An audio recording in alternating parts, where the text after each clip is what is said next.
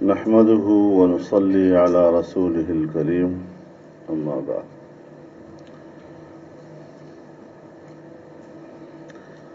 سب سے پہلے تو میں تمام معززین شرکاء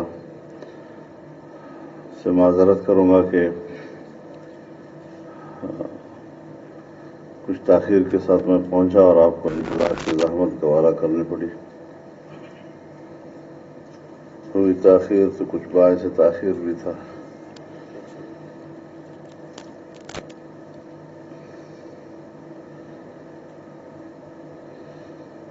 جیسا کہ آپ کو بتایا گیا ہے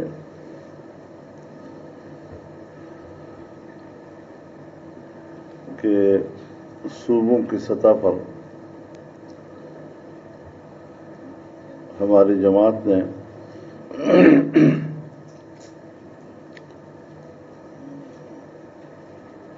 صوبوں کی سیاسی جماعتوں کی قیادت پر مشتمل آل پارٹیز کانفرنسز کا سلسلہ شروع کیا.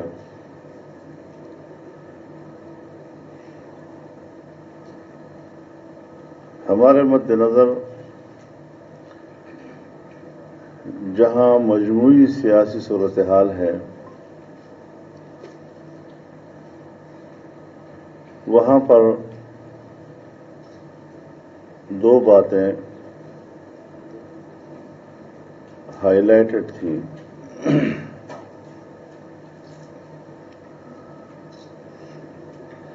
ایسی خبریں آنے لگیں کہ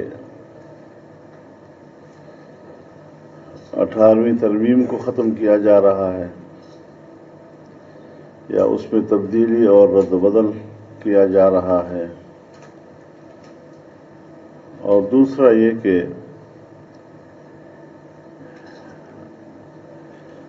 NFC ایوارڈ کے اوپر نظر ثانی کی جائے اور وفاق بالکل کنگال ہو گیا ہے. محصولات کا سارا پیسہ صوبے لے جاتے ہیں. ظاہر ہے کہ جنرل ضیاء الحق کے زمانے میں جب 8ویں ترمیم سے معاملہ شروع ہوا اور آئین کی پارلیمانی حیثیت ختم کر دی گئی اور اس میں صدر مملکت طاقتور نظر آیا تو برائے نام آئین پارلیمانی تھا لیکن عملاً وہ صدارتی تھا.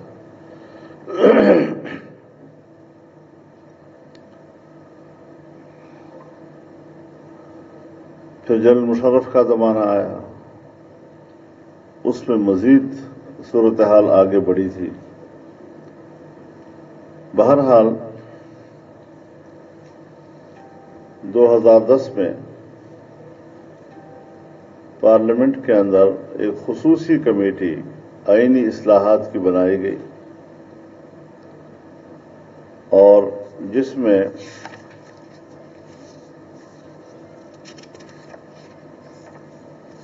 سن 73 کے آئین کو اصل روح کے مطابق واپس لانے کی کوشش کی گئی تھی. یہ کوئی 9 مہینے کی کوشش تھی ہماری،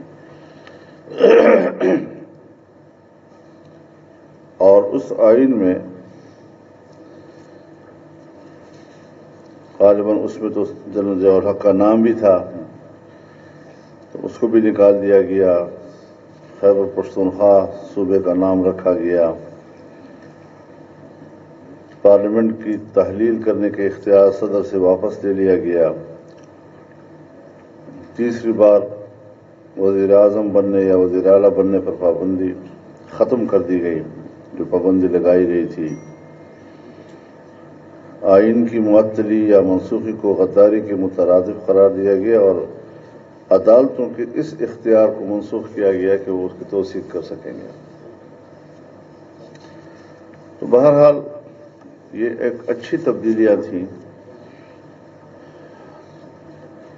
جو اس وقت پارلیمنٹ کی کمیٹی نے اتفاق رائے سے، جہاں ہم کہتے ہیں کہ آئین متفقہ ہے یا آئین میں اگر کوئی ایک آدھ ترمیم ایسی ہے جس کو متفقہ ترمیم کہا جا سکتا ہے، تو اس میں 18ویں ترمیم بھی بالکل متفقہ ترمیم تھی، اس میں کسی رکن نے اختلاف نہیں کیا تھا۔ آج جو چیز متفقہ ہے اس کو دوبارہ متنازع بنانا، یہ کون سی ملک کی خدمت ہے؟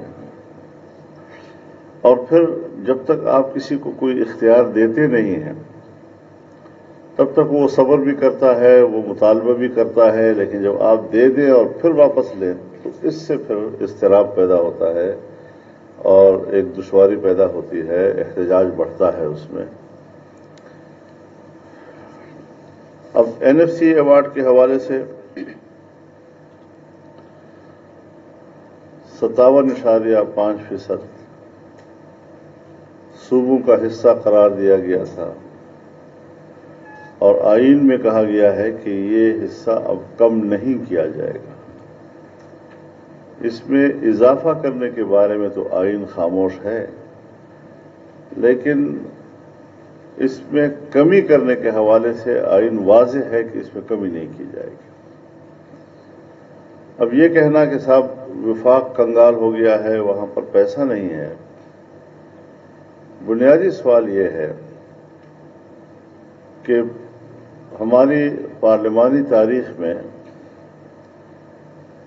پہلی مرتبہ جب یہ حکومت آئی تو اس نے پچھلے سال کے بجٹ سے پہلے 2 منی بجٹ پاس کیے تھے، اور اس کا مقصد بھی محصولات کا ہدف حاصل کرنا تھا، لیکن اس کے باوجود وہ محصولات کا ہدف حاصل نہیں کر سکے۔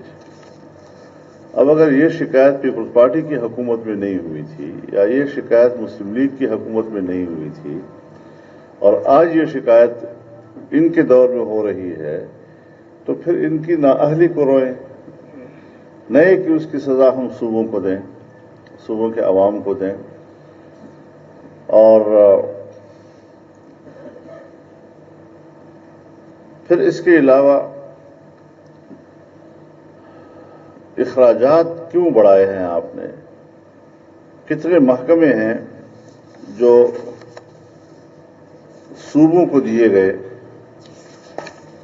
تقریباً 15 منسٹریاں جو ہے وہ صوبوں کے حوالے کی گئی ہیں، لیکن آپ نے انہی محکموں کے کچھ نام میں تھوڑی بوڑی رد و بدل کر کے وفاق میں اس کو قائم رکھا ہے۔ اس پر آپ کے اخراجات آ رہے ہیں، باقاعدہ منسٹریز ہیں، تو صوبوں کو جانے والی منسٹریاں جب آپ وفاق میں دوبارہ اس کا نام تبدیل کر کے اس میں تھوڑا رد و بدل کر کے اس کو برقرار رکھیں گے، تو ایک تو یہ 18ویں ترمیم کی بھی روح کے منافی ہے، دوسرا اس سے آپ کے اخراجات بڑھ رہے ہیں، تو اپنے ایسے اقدامات کے جس سے آپ کے اخراجات بڑھ رہے ہوں، شکایت آپ کس سے کر رہے ہیں؟ تو یہ 2 چیزیں ایسی تھیں کہ جس پر ہم نے سوچا کہ بڑی سنجیدگی کے ساتھ اس پر غور کیا جائے، اور باقی جماعتوں نے بھی اس حوالے سے آل پارٹیز کیے ہیں جو مستحسن اقدام ہے، لیکن اس حوالے سے چونکہ ہم نے چاروں صوبوں میں ایک ابتدائی طور پر کچھ یکجہتی پیدا کرنی تھی، ان ایشوز کے اوپر ہم نے ایک قومی اتفاق رائے بھی پیدا کرنا تھا، اور پھر آپ حضرات کے مشاورت سے ہمیں آگے بھی بڑھنا تھا۔ اب آپ جانتے ہیں کہ ہر صوبے کی سیاسی صورتحال ایک دوسرے سے مختلف ہے۔ اگر ہم نے صوبہ خیبر پختونخوا میں کی ہے تو وہاں تو حکومت ہے PTI کی، تو باقی جو پارٹیاں ہیں وہ سب اپوزیشن میں ہیں۔ اگر ہم نے بلوچستان اپوزیشن کی میٹنگ کی ہے تو اس میں خیبر پختونخوا میں ANP اپوزیشن میں ہے تو بلوچستان میں وہ گورنمنٹ میں ہے، تو ذرا تھوڑی سی پوزیشن چینج ہو جاتی ہے۔ وہ پارٹیاں جو بلوچستان میں ہیں KP میں نہیں ہیں، پنجاب میں نہیں ہیں، سندھ میں نہیں ہے، یہ فرق بھی ہوتا ہے۔ اسی طرح جب ہم نے صوبہ سندھ میں فیصلہ کیا اور صوبائی جماعت نے کہا کہ ہم بھی یہاں پر ایک اے پی سی کرنا چاہتے ہیں، تو مجھے بھی انہوں نے خصوصی طور پر بلایا. میں نے کہا اچھی بات ہے، میں نے اس کی منظوری بھی دی. اور یہاں پر بھی صورتحال ظاہر ہے کہ ذرا پارٹیز کے حوالے سے مختلف ہے. کچھ پارٹیاں اس صوبے کی ایسی ہیں جو دوسرے صوبوں میں شاید اتنی متعارف نہ ہوں. تو اس اعتبار سے ہم کوشش یہ کریں گے کہ اس میں دو چیزوں کے اوپر اضافہ بھی ہو سکتا ہے، کیونکہ عوام کے مسائل ہوتے ہیں، مہنگائی کا مسئلہ بھی ہے ان کا، بدامنی کا مسئلہ بھی ہوتا ہے. لیکن ہم نے بہرحال متفقات کی طرف جانا ہے. جن چیزوں پر ہمارا اتفاق ہے اس کو اعلامیہ کا حصہ بنائیں.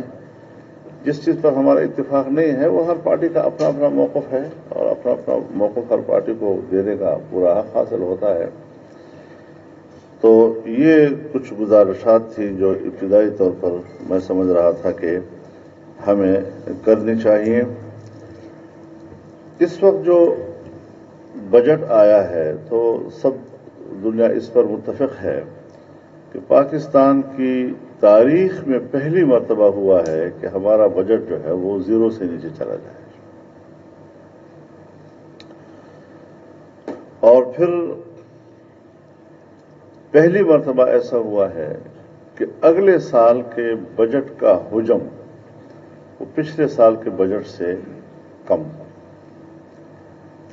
پہلی مرتبہ ایسا ہوا ہے کہ اگلے سال کے محصولات کا ہدف پچھلے سال کے محصولات سے کم. یہ پہلی مرتبہ ہوا ہے.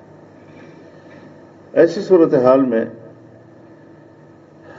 اب ظاہر ہے جی کہ یہ تو متمدن دنیا ہے. وہ جو قدیم پرانے زمانوں میں ایک قبائلی طرز معاشرت میں جہاں پر دفاعی قوت جو ہے وہ ریاست کے بقا کا سبب بنتا تھا، آج اس متمدن دنیا میں ریاستوں کی بقا کا سبب معاشی قوت بنتی ہے. اگر معاشی قوت ہے تو فوج نہ بھی ہو، جاپان آج پوری دنیا کو اپنی حیثیت بنوا رہا ہے. اور اگر دفاعی قوت بھلا آپ کی مضبوط ہو لیکن معاشی قوت گر جائے تو پھر سوویت یونین کی مثال بھی سب دنیا کے پاس سامنے واضح ہے.